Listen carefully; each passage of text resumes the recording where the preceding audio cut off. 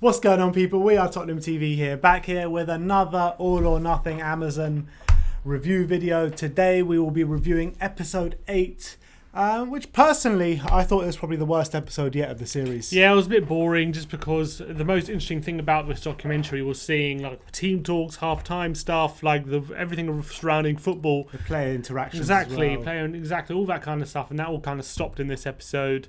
You had the lockdown, you had with the whole coronavirus, and it wasn't as entertaining. It wasn't boring. It was still good. Yeah. I'm not saying it wasn't good. I'm just saying it didn't reach the levels as the other ones, because the other episodes I thought were absolutely sensational. Yeah, and this one is just kind of like you've seen the inner workings of a football club who are reacting to how the coronavirus hit and stuff like that. And it was okay. It was all right. I mean, it was still interesting. Just wasn't as interested as the other stuff. Yeah.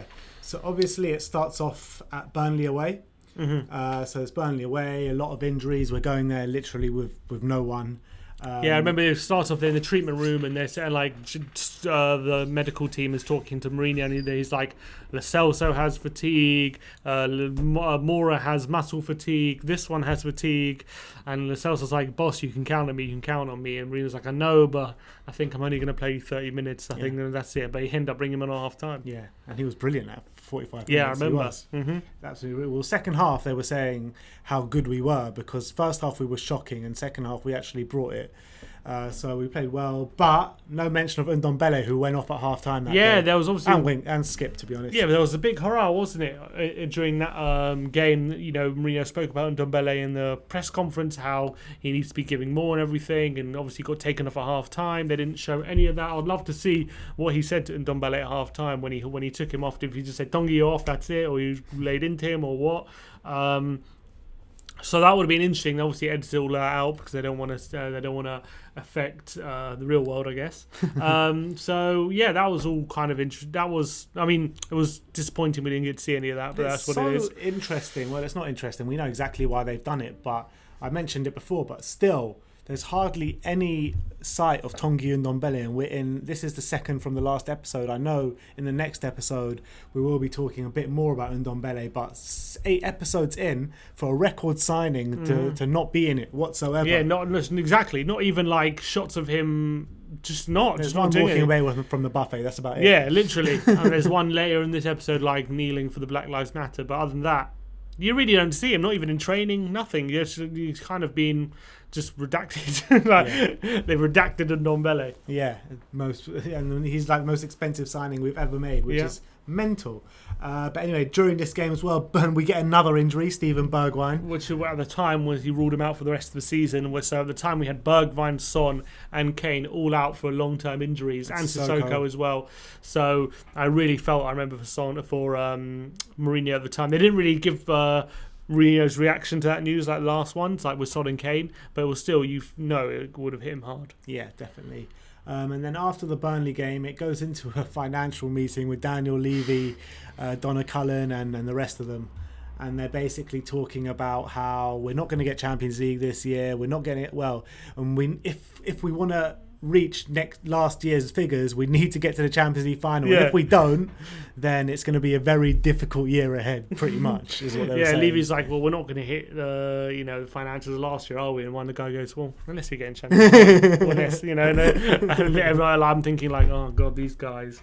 And Levy's like, even if we finish below, basically, Then Levy's defending himself, saying, well, we spent 140 million net in the last year, which everyone seems to have forgotten about. And it's going to be tough for financials with everything, and I think the coronavirus is starting to hit at this time, I believe. Yeah, and Donna Cullen was speaking about, I don't think they're going to play behind closed doors. I don't think there's going to be a lockdown or anything like that. No. How wrong was she? Very wrong, very wrong. And all the players are talking about it, wondering what was going on. Are they gonna why they're still playing? I think they called a meeting at one point.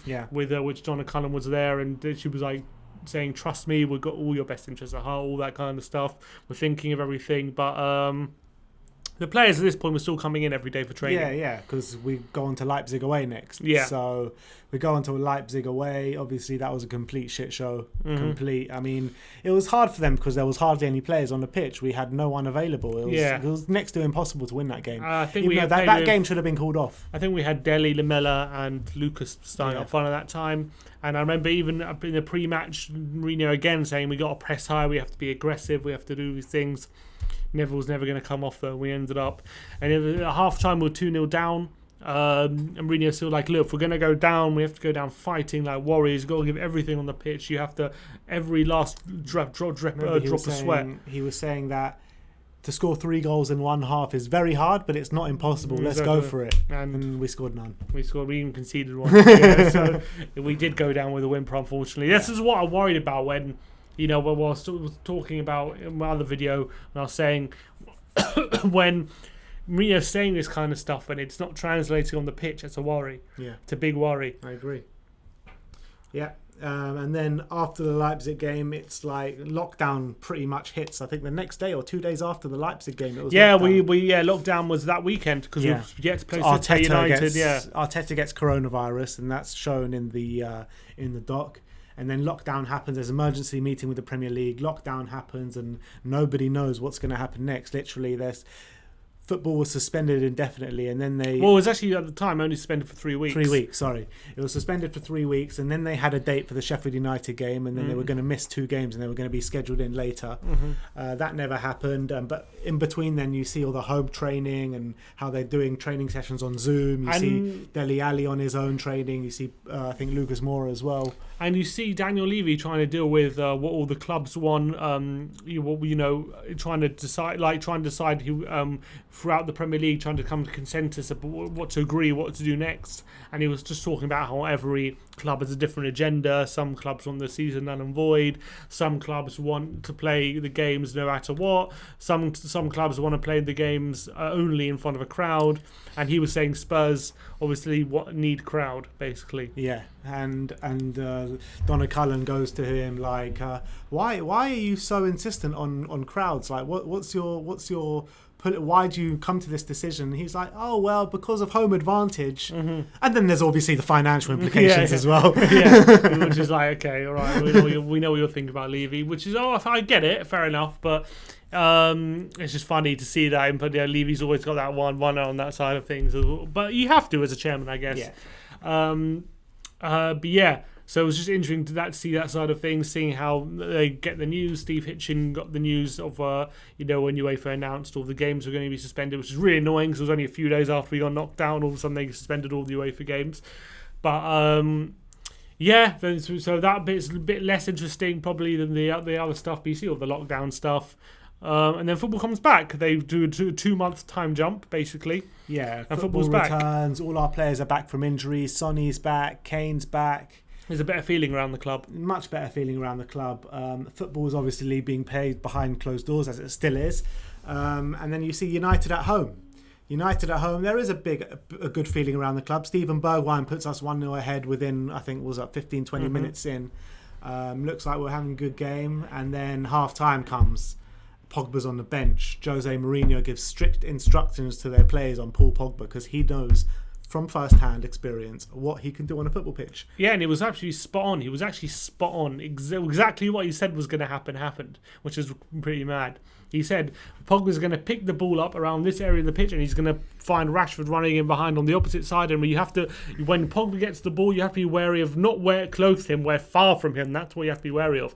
And if you notice, a few minutes after Pogba comes on, it's exactly what happened. He picks up the ball around the far right-hand side of the pitch and he picks a peach of a ball to Rashford running in behind. And if it wasn't for Sanchez recovering back, they would have scored. So he actually completely read that and he read the situation. So you got to say at that point, if the players know about it, they got to take responsibility for not dealing with it because he changed the game. Yeah, and then everyone knows what happened with the equaliser and the penalty. Pogba slips in behind Dyer and Dyer clumsily takes him down. So yeah, that was that. And then the episode finished there pretty much. Yeah, then we obviously will go in the next episode goes into the other games in lockdown. But yeah, this episode was probably the least interesting of the lot so far. But still some interesting stuff to look on and definitely worth watching. Yeah, definitely. So that is our review of episode 8 of the Amazon All or Nothing documentary. We have one more episode left to review. So check out tomorrow where we will be reviewing episode 9. And if you haven't seen it, or if you are about to see it, you might see some familiar faces in there as well. So check that out. Let me know in the comment section below what you thought of episode 8. And as always, come on you Spurs.